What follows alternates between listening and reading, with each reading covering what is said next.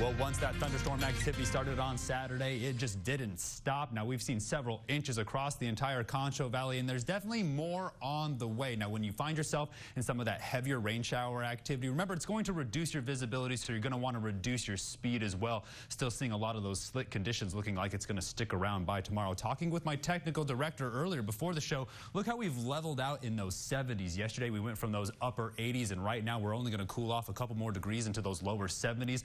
And we're going to be holding on to these cooler temperatures for about a week. Now, things are going to dry up as we make our way closer towards that weekend, but we've got a pretty cool start to the beginning of September right now. 74 in San Angelo. Everybody else in those 70s across the entire region. Now, the cloud cover is allowing us to heat up and cool off at the same rate, but every once in a while, some of that rain shower activity kicks off, and it'll cool us down quite a bit. 72 up there in Sterling City, 73 down there in Junction. A couple of 80s across the entire region. We definitely have 10 degrees, but we're seeing a lot more of those humid conditions keep us more close together when we're talking about heating and cooling. Take a good look at these saturation points. Dew points are all the way up into those 70s, and the humidity indices are anywhere from 100% and down into those 70s across the entire region. Now, you're going to see spotty thunderstorm activity across the entire Concho Valley well into Thursday before things dry up. Here's our upper level pattern. Last week, you heard me talking about some of these low pressure systems that will roll through. Take a good look by Wednesday or Thursday. We're going to see a strong one push down, and we'll see how much moisture it lifts up into the atmosphere. Right before things get hot, it's going to lock us down there in those upper 80s, and we're going to see how long we stay there.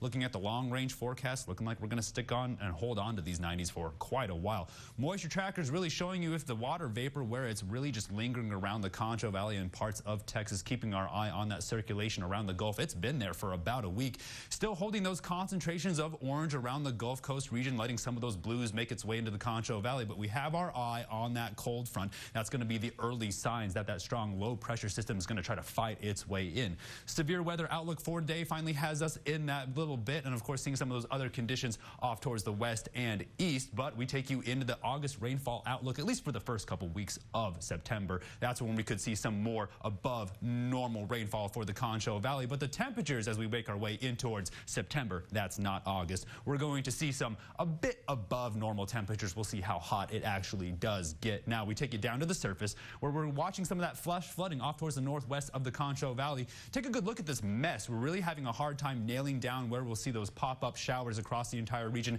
as that moisture drags across the entire Concho Valley. Radar is showing you how it's mostly up towards the north of San Angelo right now, but you see those concentrations off towards the west, off towards the east, but really just avoiding areas like Sonora for the rest of the evening. Now, Futurecast is going to show you where some of that thunderstorm activity is really going to linger on until tomorrow morning, where we're going to slowly watch it push towards the south. By Tuesday afternoon, things will calm down, and by Wednesday morning, it still sort of lingers around in that isolated sort of pattern. By Thursday, we're starting to see early indications that that cloud cover and that thunderstorm activity will kick off, but again, I run out of data. So tonight, only down a couple more degrees. On the lookout for some of that thunderstorm activity, so beware of some of those flood-prone areas. Take your time, because tomorrow we're still going to be dealing with it as we only warm up a couple more degrees. By the time we make our way in towards the middle of the week, we're going to gradually warm up, keeping our eye on that low pressure system. Sort of things start to dry up, temperatures push their way back up into those upper 80s, while those lows are all the way down there in those lower 60s. Stay tuned. Well, more up the break. You're watching KSAN News at 5.